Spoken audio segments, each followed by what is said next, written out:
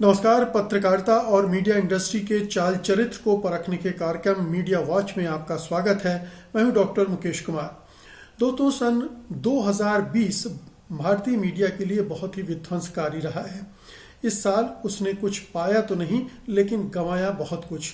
Audience की नज़रों में वो बहुत नीचे गिर गया, उसकी विश्वसनीयता गिरी और वो एक सरकार परस्त प्रोपेगेंडा मशीनरी में तब्दील होता हुआ दिखा। फेक न्यूज़ की बाढ़ आ गई, झूठी खबरों की बाढ़ आ गई और मीडिया ऐसा लगा जैसे किसी एक खास एजेंडे को लेकर आगे बढ़ रहा है। आज हम इस कार्यक्रम में, साल के अंत के इस कार्यक्रम में बात करेंगे कि हमारे भारतीय मीडिया में कौन सी प्रवृत्तियां नई पैदा हुई या जो पुरानी प्रवृत्तियां थीं उनका क्या हाल रहा। तो आइए शुरू करते हैं आज का मीडिया वॉच।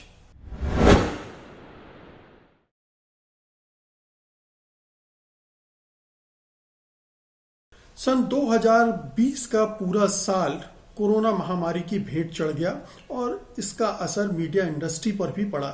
मीडिया इंडस्ट्री पर भी पड़ा और जर्नलिज्म पर भी पड़ा, पत्रकारिता पर भी पड़ा।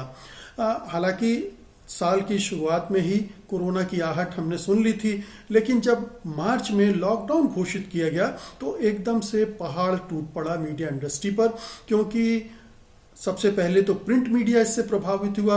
प्रिंट मीडिया इसलिए प्रभावित हुआ कि लोगों को लगा कि अखबारों के जरिए भी संक्रमण फैल सकता है, इसलिए बहुत सारे लोगों ने अखबार लेने बंद कर दिए। बहुत सारे लोग अखबार कम लेने लगे, तो जाहिर है कि बहुत सारे अखबार जो सर्कुलेशन के आधार पर, एक सब्सक्रिप्शन फी के आधार पर बेचकर जो थोड़ा बहुत धन अर्जित करते थे, वो स्रोत खत्म हो गया, तो अखबार निकालना उनके लिए वायबल नहीं रहा। तो उन्होंने धीरे धीरे बहुत सारे अखबार और बहुत सारे अखबारों के कई संस्करण बंद कर दिए गए। अखबारों ने अपने सर्कुलेशन कम कर लीजिए, कम छापने लगे और कम पाठकों तक जाने लगे। इसका असर उनकी एडवर्टाइजिंग पर भी पड़ा, क्योंकि जो विज्ञापनदाता हैं वो सर्कुलेशन के आधार पर विज्ञापन देते हैं और वो ये भी देख रहे थे कि इस समय जो देशवासी हैं वो अब चीज़ें खरीद नहीं रहे हैं, क्योंकि उन्हें लग रहा है एक तो बहुत बड़े पैमाने पर बेरोजगारी फैल गई, काम धंधे बंद हो गए, जिससे उनकी परचेजिंग पावर नीचे आ गई और दूसरी तरफ उन्हें लगा कि पता नहीं ये संकट कब तक चलेगा, इसलिए कम खर्च करूं। तो दोनों तरह से अखबारों पर आफत आ गई। एक तो अखबार बिक नहीं रहे थे, दूसरा विज्ञापन दाताओं ने भी हाथ पीछे खींच लिए। तो बहुत सारे पूरे प्रिंट इंडस्ट्री, प्रिंट मीडिया की इंडस्ट्री इस कोरोना संकट की वजह से तबाह हो गई है, बर्बाद हो गई है। कुछ एक जो बड़े कहना चाहिए मगरमच्छ हैं मीडिया इंडस्ट्री के, वो इसमें सरवाइव कर सकते हैं, कर रहे हैं, क्योंकि वो लंबे समय तक इतनी पूंजी उनके पास है कि चल सकते हैं। तो वो इंतज़ार कर रहे हैं कोरोना संकट के से बाहर आने का और तब शायद वो दोबारा से खड़े होने की कोशिश करेंगे।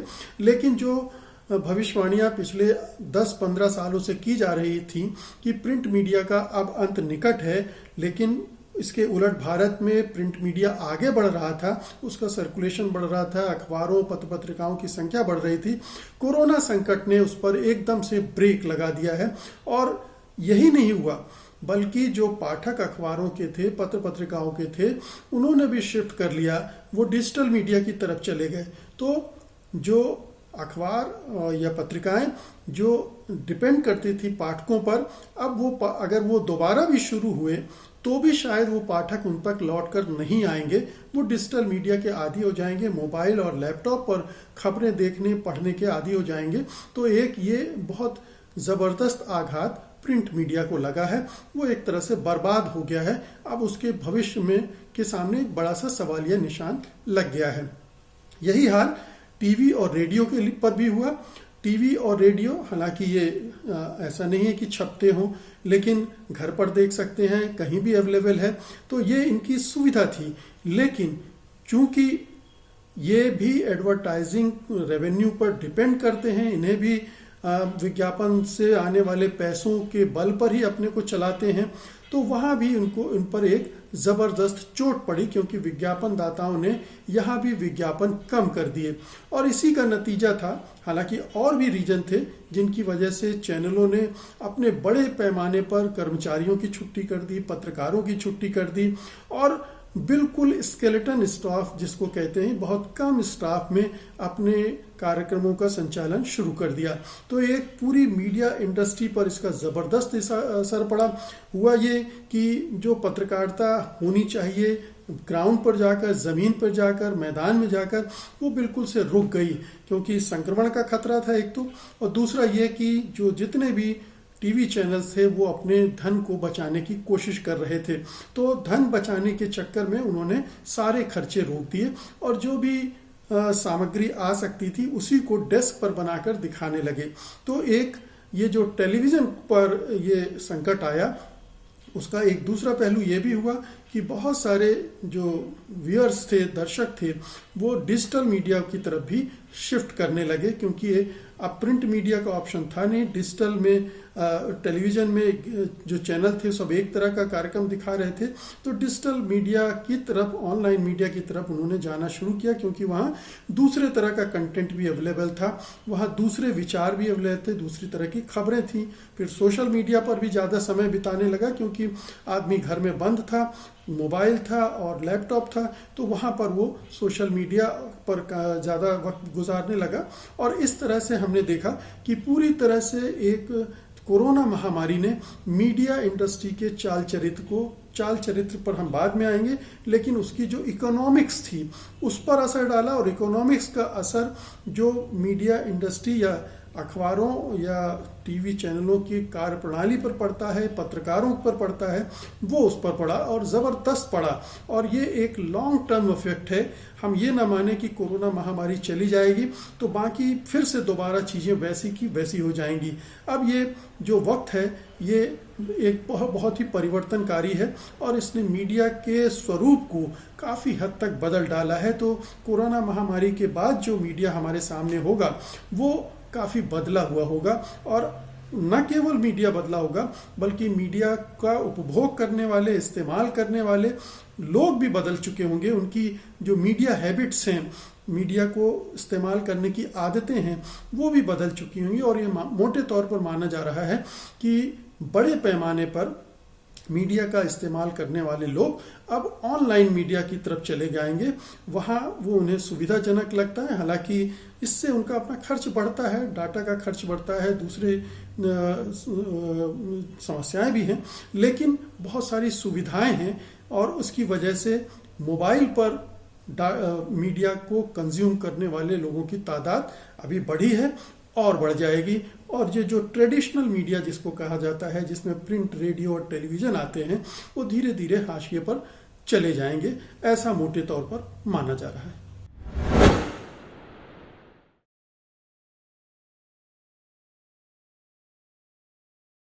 कोरोना महामारी के जो असर हुए सो हुए, लेकिन और भी दूसरे ऐसे फैक्टर थे जिसने मीडिया का जो चरित्र है, चाल है, उसको बदल डाला। एक नया न्यू नॉर्मल मीडिया में आ गया। न्यू नॉर्मल से हमारा मतलब ये है कि आमतौर पर हम कुछ चीज़ें मान लेते हैं कि ये ऐसा ही होता है, लेकिन कुछ चीज़ें नई आती हैं जिनको स्वीकार करने में वक्त लगता है और कुछ समय बाद वही नॉर्मल माने जाने लगती है। तो एक नए न्यू नॉर्मल मीडिया में आ गया और वो स्थापित हो गया। न्यू नॉर्मल न केवल मीडिया में बल्कि समाज में भी आया, राजनीति में भी आया। और इसमें न्यू नॉर्मल क्या था? एक बहुसंख्यकवाद हावी हो गया, बहुलतावाद को किनारे कर दिया गया, विविधता को किनारे कर दिया गया, हिंदुत्ववाद की राजनीति हावी हो गई और इसमें जो नफरत है और जो हिंसा है उसका बोलबाला हो गया। तो ये एक न्यू नॉर्मल है जो पूरी दुनिया में देखा जा रहा है और हिंदुस्तान में भी पिछले 5-6 सालों में लगातार आते आते ये न्यू नॉर्मल के रूप में स्थापित हो गया है। तो ये जो पूरा 2020 का साल था, इसमें ये न्यू नॉर्मल पूरे बड़े पैमाने पर लोगों के दिलो दिमाग पर हावी हो गया है। और ये चूंकि ये न्यू नॉर्मल अपनी पुरानी प्रवृत्तियों को स्थापित करने वाला है और इसलिए ये एक खतरनाक ट्रेंड भी है, ये हम देख रहे हैं।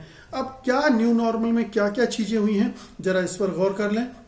एक तो हमने कोरोना काल में की जो पत्रकारिता देखी है उसमें हिंसा, नफरत, इस्लामोफोबिया, ये 3 चीज़ें बड़े पैमाने पर हुई। और इसमें अगर आप देखें साल की शुरुआत में शाहीन बाग के आंदोलन को देखें, उसको लेकर जो भारतीय जनता पार्टी ने चुनाव के दौरान बयानबाजी की, उससे जो इस्लामोफोबिया और नफरत और हिंसा का वातावरण बना।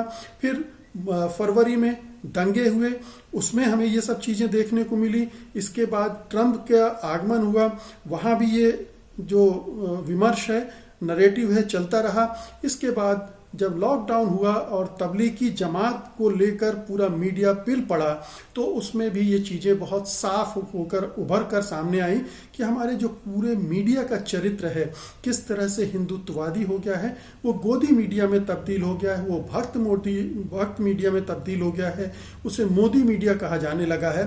तो ये पूरा जो एक चरित्र उभर कर आया वो लगातार पूरे साल बढ़ता रहा, स्थापित होता रहा, न्यू नॉर्मल को स्थापित करता रहा। इसमें तबलीगी जमात के समय जिस तरह के कुछ चैनलों ने अफवाहें फैलाई, जिस तरह से अभियान चलाए एक खास समुदाय को टारगेट करके, वो बाद में साल के अंत में सारा धोखा साबित हुआ। बल्कि देश भर के कम से कम 4 या 5 हाई कोर्ट ने जितने भी जजमेंट दिए उसमें मीडिया को जमकर लताड़ा और ये भी बताया कि ये पूरी कैंपेन ही निराधार थी, इसमें कहीं कोई तथ्य नहीं था, कथ्य नहीं था। जिन्होंने कोरोना जिहाद के नारे लगाए थे वो दरअसल कहीं था ही नहीं। तो एक पूरे समुदाय को खलनायक बनाने की कोशिश हमारे मीडिया ने की और ये एक नया न्यू नॉर्मल है जो हमारे मीडिया में दिख रहा है और जो समाज में स्थापित करने की पूरी कोशिश कर रहा है। दूसरा न्यू नॉर्मल क्या था कि एक प्रोपेगेंडा अभियान सरकार की तरफ से, सरकार के पक्ष में मीडिया की तरफ से चलाया जाता रहा कि जो भी सरकार कह रही है वो सही है, जो विपक्ष कह रहा है वो गलत है, अगर वो सवाल उठाता है तो उसे सवाल नहीं उठाना चाहिए, सारी कमियां विपक्ष में हैं और सरकार बिल्कुल निर्दोष है, वो बड़े ईमानदारी से काम कर रही है, उसकी नीयत में कहीं खोट नहीं है। तो ये प्रोपेगेंडा और इसमें हिंदुत्व और अंध राष्ट्रवाद की मिक्सिंग की गई और इसका असर क्या हुआ, जो पूरे जो चैनल थे उनके मालिकों ने घुटने टेक दिए, उनको डराया गया, धमकाया गया।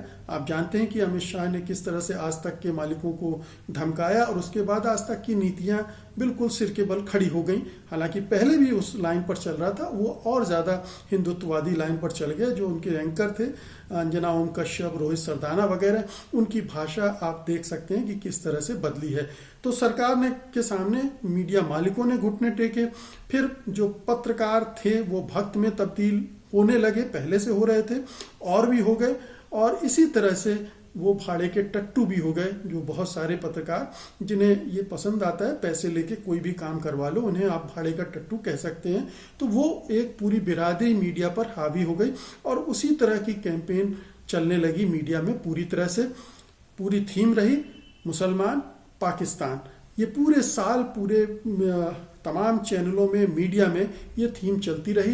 राष्ट्रवाद के नाम पर जहर फैलाया गया, झूठी खबरें फैलाई गई, एक तरफा टीवी के प्राइम टाइम में बहसें की गई।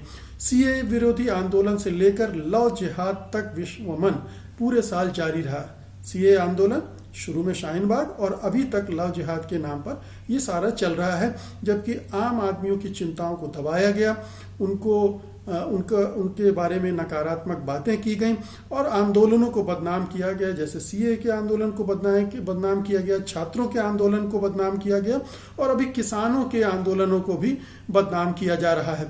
इसी तरह से उसका एक रुख आपको बहुत सारे ऐसी घटनाओं में देखने को मिलेगा। जैसे हाथरस की घटना में चैनलों ने किस तरह से योगी सरकार और मोदी सरकार के पक्ष में कैंपेन की, जबकि उस दलित बच्ची के साथ गैंगरेप हुआ था और इससे साफ उन्होंने इनकार कर दिया कि उसके साथ गैंगरेप हुआ ही नहीं था। लेकिन अब तय साल के अंत में ये भी पोल पट्टी खुल गई चैनलों की कि वो झूठ बोल रहे थे। तो एक सिलसिला वो चल रहा था। दूसरा, महाराष्ट्र सरकार के खिलाफ कैंपेन चलाई जा रही थी क्योंकि शिवसेना ने कांग्रेस और एनसीपी के साथ मिलकर सरकार बना ली थी। तो अर्णब गोस्वामी, रिपब्लिक टीवी उनके खिलाफ कैंपेन चला रहा था। उसमें सुशांत राजपूत का मामला उसने उठाया जो कि सरासर झूठा था और उसकी पोल भी खुल गई। एक के बाद एक तमाम जांचें ये नहीं साबित कर पाई कि सुशांत राजपूत की हत्या हुई थी और रिया चक्रवर्ती को इस कैंपेन की वजह से जेल जाना पड़ा, उनके भाई को भी जेल जाना पड़ा। तो एक पूरी झूठी कैंपेन, एक फेक कैंपेन चलाई गई रिपब्लिक टीवी की तरफ से, जिसकी पोल पट्टी खुल गई। और इसी तरह से आप देखिए कि पालघर के मामले में भी रिपब्लिक टीवी का रोल ऐसा ही रहा। पालघर में 2 साधुओं की हत्या मॉब लिंचिंग में हो गई थी, वो सारे हिंदू थे, लेकिन उसमें निशाना कांग्रेस को बनाया गया, सोनिया गांधी को बनाया गया और इस तरह से एक दुष्प्रचार का अभियान किया गया। इसी तरह से आप देखिए कि बिहार चुनाव और अभी बंगाल चुनाव की भी डुगडुगी पिट चुकी है, शंखनाद हो चुका है। तो एक पूरी कैंपेन आपको मीडिया में प्रो मोदी प्रो बीजेपी दिखेगी और जो भी दूसरे अपोजिशन में हैं उनके खिलाफ एक कैंपेन चलेगी। तो एक जो पूरा मीडिया का चरित्र, मीडिया में काम करने वालों का चरित्र जो उभर कर सामने आया है वो ये है कि वो नफरत से सराबोर हैं, वो हिंसा को भड़काने वाले हैं, वो मुसलमानों को खलनायक बनाने वाले हैं, वो पाकिस्तान को गालियां देने वाले हैं और विपक्ष को नकारा साबित करने वाले हैं और सरकार की महिमा गान करने वाले हैं। ये न्यू नॉर्मल है हमारे मीडिया का।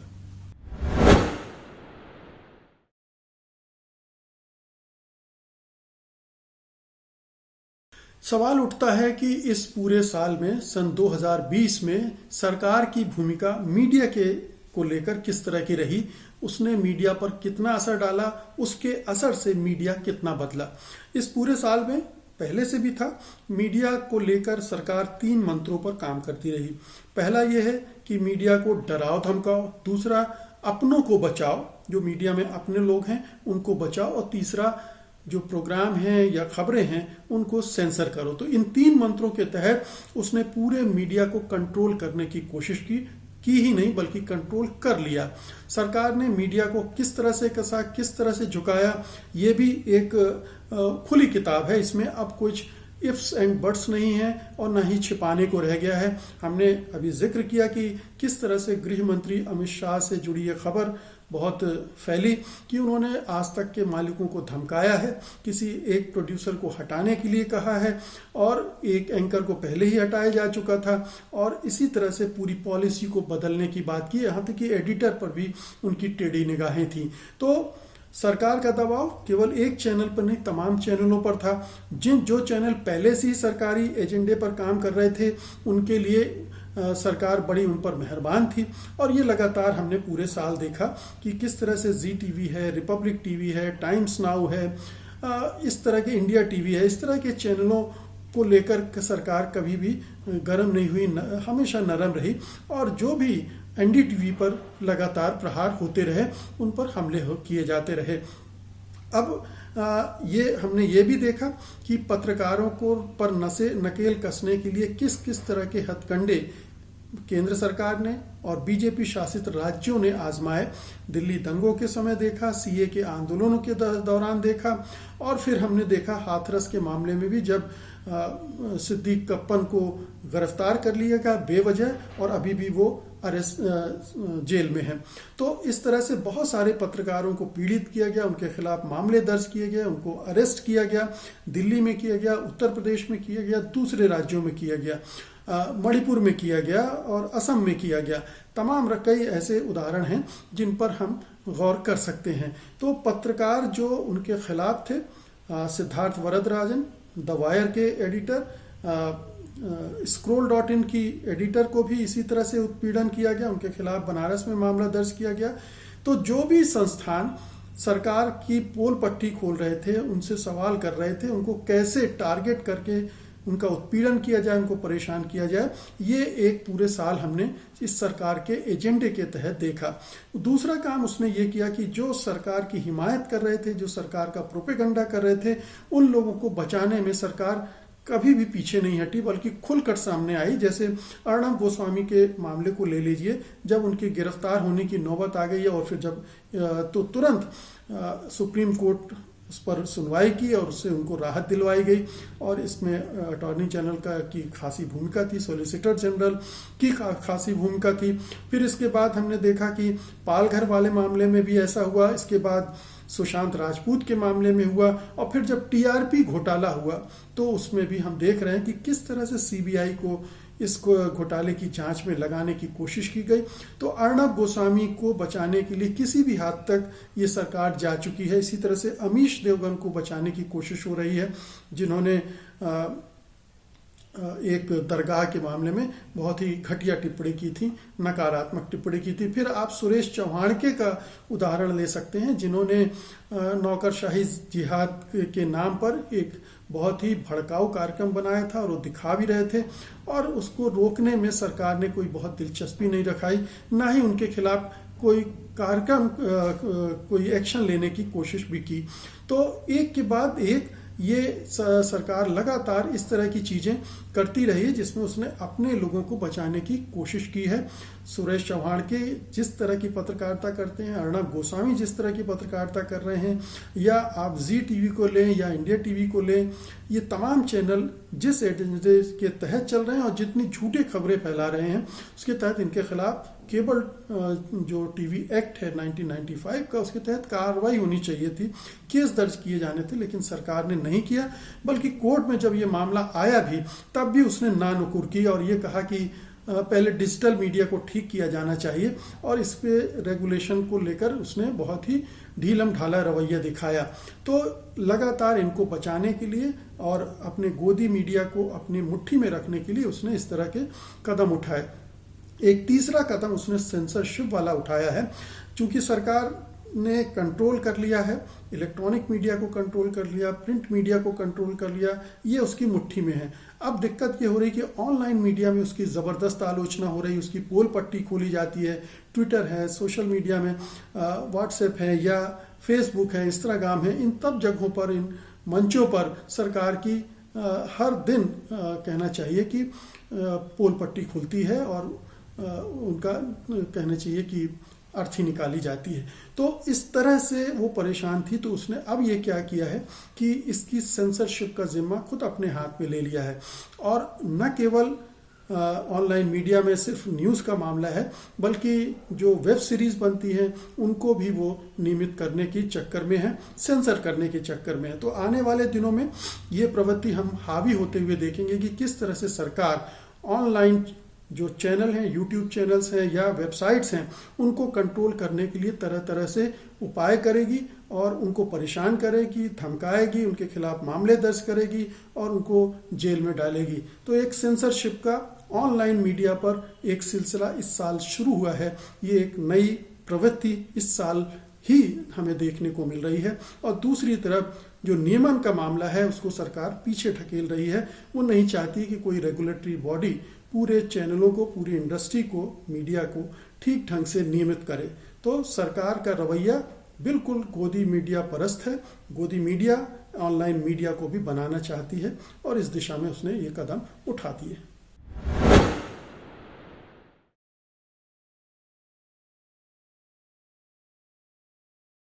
सन 2020 इस लिहाज से भी महत्वपूर्ण कहा जाएगा कि इसी साल फेसबुक या सोशल मीडिया के साथ सरकार किस तरह के संबंध रखती है और किस तरह से उनका फायदा उठा रही है, इसकी पोल पट्टी भी खुल गई। हालांकि ये पहले से ही कहा जा रहा था कि फेसबुक भारत सरकार की, मोदी सरकार की, बीजेपी की मदद करता है, लेकिन उसके कोई उदाहरण या कोई प्रमाण हमारे सामने नहीं थे। लेकिन वॉल स्ट्रीट जर्नल ने जब खबर छाप दी कि फेसबुक की जो इंडिया की जो इंचार्ज हैं अंकी दास, वो किस तरह से बीजेपी के नेताओं द्वारा किए जा रहे भड़काऊ ट्वीट को रोक रही हैं, उनके खिलाफ कार्रवाई नहीं करने दे रही हैं, तो एकदम से मामला सामने आ गया प्रमाणों के सहित। और उसके बाद फिर और बहुत सारी चीजें सामने आती रही जिनसे पता चलता रहा कि अंकी दास न केवल बल्कि पिछले 9-10 सालों से मोदी जी की कैंपेन का काम कर रही हैं, फेसबुक का उसके लिए इस्तेमाल कर रही हैं, और फिर वो फैन है मोदी जी की भी और बीजेपी की भी वो भक्त हैं।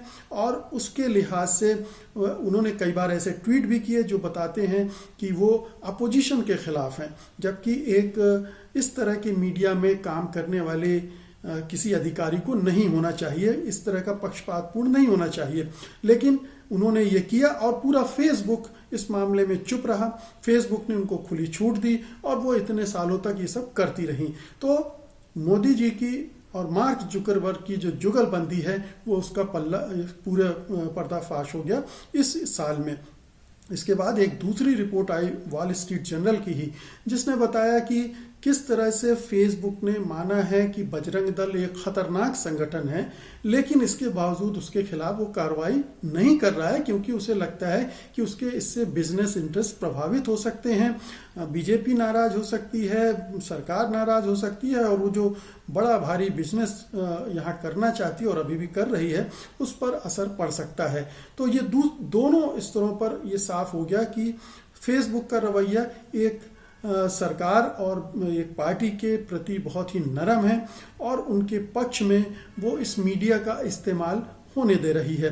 तो ये एक ऐसा रहस्य उद्घाटन था जिसने ये बता दिया कि जो अंतर्राष्ट्रीय संगठन है, अंतर्राष्ट्रीय मीडिया प्लेटफॉर्म है, वो भी किस तरह से ये सरकार मैनेज कर रही है अपने इंटरेस्ट के लिए, अपने स्वार्थों के लिए, और जो आम लोगों को जो खबरें मिल रही हैं या जो चीज़ें जा रही उन तक, उनको रोका जा रहा है, उनको सेंसर किया जा रहा है और अपनी चीज़ों को ज़्यादा प्रमोट किया जा रहा है।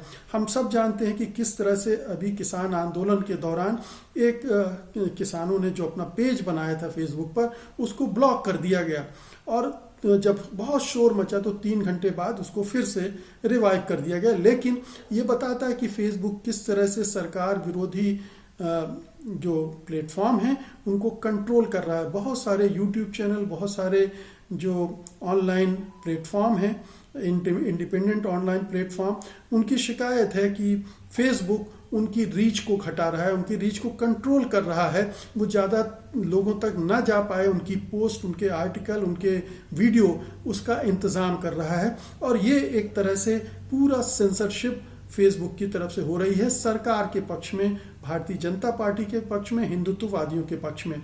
तो ये एक खुलासा हुआ जो बहुत ही खतरनाक किस्म का था। अगर हम इसको और करीब से जानना चाहें, थोड़ा सा फेसबुक की भूमिका को और गौर से देखना चाहें, तो ये अमेरिका के ब्लैक लाइव्स मैटर मूवमेंट में भी नजर आया, जब उसने वहाँ की दक्षिणपंथियों और गोरों के जो नस्लवादी गोरे थे उनके पक्ष में अपने प्लेटफॉर्म का इस्तेमाल होने दिया। और बाद में जब एक पूरी कैंपेन चली हेट फॉर प्रॉफिट, तब बहुत सारे कारपोरेट्स ने फेसबुक का बहिष्कार भी किया। तो एक ये सिलसिला वो वहाँ लगातार चल रहा था और उसने भी एक्सपोज किया था। तो अंतर्राष्ट्रीय स्तर पर भी ये फेसबुक पूरा कहना चाहिए कि उसका बेनकाब हो चुका है, और भारत में उसकी क्या भूमिका है, किस तरह से वो ये भूमिका निर्वाह कर रहा है, किनके हक में कर रहा है, ये भी बहुत स्पष्ट हो चुका है।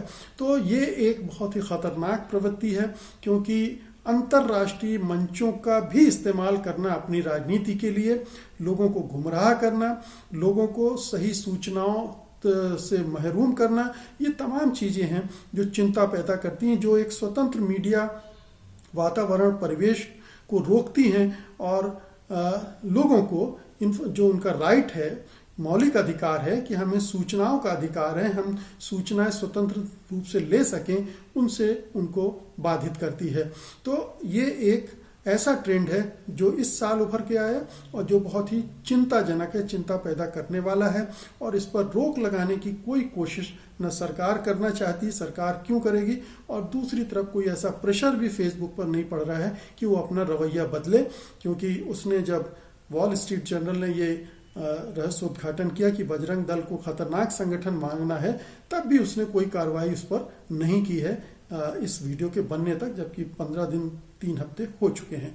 तो ये खतरनाक ट्रेंड, कट्टरपंथी, नस्लवादी, नफरत पैदा करने वाले, इस्लामोफोबिया फैलाने वाले ऐसे मीडिया को, ऐसे कंटेंट को फेसबुक जैसे संस्थान प्रमोट कर रहे हैं, उनको रोकने की कोशिश नहीं कर रहे हैं, और ये भारत में टकराव, विभाजन की जो लकीरें हैं उनको गहरा करेगा।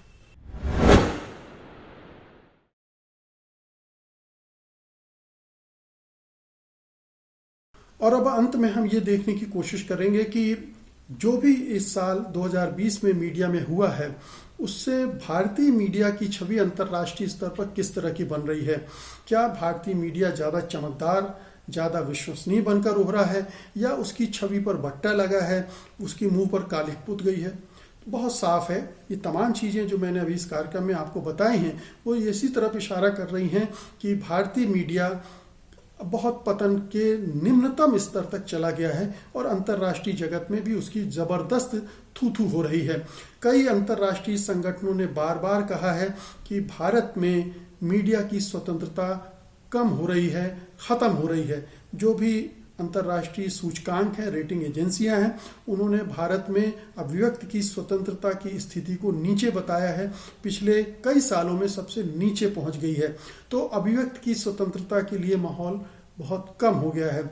दूसरा, बार बार बहुत सारे अंतर्राष्ट्रीय संगठनों ने, मानवाधिकार संगठनों ने, संयुक्त राष्ट्र ने और दूसरे संगठनों ने कहा है कि भारत में मीडिया इस्लामोफोबिया फैलाने की कोशिश कर रहा है, बल्कि फैला रहा है। जो तबलीगी मामले में उसने जो कैंपेन चलाई वो यही बताती थी कि ये इस्लामोफोबिया पैदा करने की कोशिश की रही है। इस्लाम के नाम पर लोगों को डराया जा रहा है और उनके प्रति नफरत पैदा की जा रही है, हिंसा का वातावरण बनाया जा रहा है। तो अंतर्राष्ट्रीय जगत में ये मीडिया की एक छवि ये निर्मित हो चुकी है कि भारतीय मीडिया एक हिंदुत्ववादी मीडिया है, बहुसंख्यकवादी मीडिया है, वो बहुलता को दबाने वाला मीडिया है और एक इस्लाम के खिलाफ, मुसलमान के खिलाफ एक जबरदस्त कैंपेन चला रहा है। ये एक पूरी छवि अंतर्राष्ट्रीय जगत पे भारतीय मीडिया की बन गई है। दूसरा क्या हुआ है, दूसरी बात ये हुई है जो इस घटना से आप समझ सकते हैं, जिसमें ब्रिटेन के नियामक ने, ऑफकॉम जो वहाँ की नियामक संस्था है ब्रिटेन की, उसने रिपब्लिक टीवी पर 19 लाख रुपए का जुर्माना लगाया था। और किस लिए जुर्माना लगाया था? क्योंकि वो पाकिस्तान के खिलाफ कैंपेन चला रहा था, पाकिस्तान के बारे में उल्टी सीधी बातें कर रहा था, पाकिस्तान के नागरिकों के बारे में झूठी बातें कर रहा था और इस्लामोफोबिया भी फैला रहा था। और इसकी शिकायत मिलने पर ऑफकॉम ने रिपब्लिक टीवी के खिलाफ कार्रवाई की, जिसके बाद 280 बार रिपब्लिक टीवी ने माफी मांगी। लेकिन उसका जुर्म इतना संगीन था, इतना भयावह था कि ऑफकॉम ने उन पर जुर्माना किया। तो ये एक और चीज है कि हिंदुस्तान का जो सबसे पॉपुलर चैनल होने का दावा करता है, चाहे वो अंग्रेजी का हो चाहे हिंदी का हो, उसकी जो एडिटोरियल पॉलिसी है, जो उसका कंटेंट है, वो किस तरह से पाकिस्तान को टारगेट करके पाकिस्तान के खिलाफ नफरत फैलाता है, पाकिस्तान के लोगों के खिलाफ नफरत फैलाता है, इस्लाम के खिलाफ नफरत फैलाता है और एक इस्लामोफोबिक वातावरण बनाता है। ये एक और छवि इसमें ऐड हो जाती है, जो मैंने अभी आपसे जिक्र किया कि भारतीय मीडिया की जो अंतर्राष्ट्रीय छवि बन रही है वो किस तरह की है।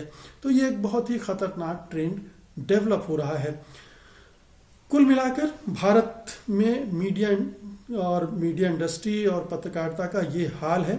इसमें कुछ अगर कहना चाहिए कि रोशनी अंधेरे में दिखती है, कुछ सकारात्मक बातें तो हैं, तो यही है कि इस सारे अंधेरे के बावजूद कई पत्रकार, कई चैनल, कई यूट्यूब चैनल, कई ऑनलाइन प्लेटफॉर्म अभी भी अपनी रीढ़ की हड्डी सीधी करके तन कर खड़े हैं सरकार के खिलाफ। लगातार सच्ची खबरें देने की कोशिश कर रहे हैं और जो गलत खबरें आती हैं उनका खंडन करते हैं, उनकी सच्चाई ढूंढते हैं। इसमें ऑल्ट न्यूज़ जैसे वेबसाइट हैं जो कि तुरंत किसी भी तरह की झूठी खबरें आती हैं, झूठे वीडियो आते हैं, उनको चेक करके जनता को बता देते हैं कि ये कहाँ से आए हैं, क्यों आए हैं।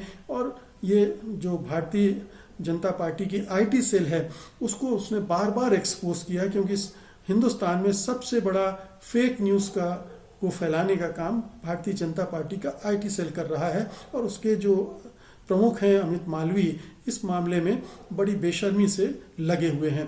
तो ऑल्ट न्यूज़ जैसी वेबसाइट हैं जो एक्सपोज कर रही हैं, कई ऐसी स्वतंत्र वेबसाइट हैं जो लगातार वो कंटेंट देने की कोशिश कर रही हैं जो मेन स्ट्रीम का मीडिया है, गोदी मीडिया है, जो नहीं दे रहा है, नहीं देना चाहता, क्योंकि उससे सरकार को परेशानी हो सकती है।